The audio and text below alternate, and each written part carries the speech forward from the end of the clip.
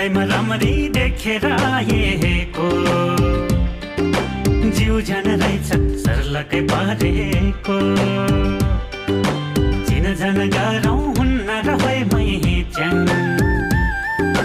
के थाहा हाम्रो मिल्छ कि र्याङको ठ्याङ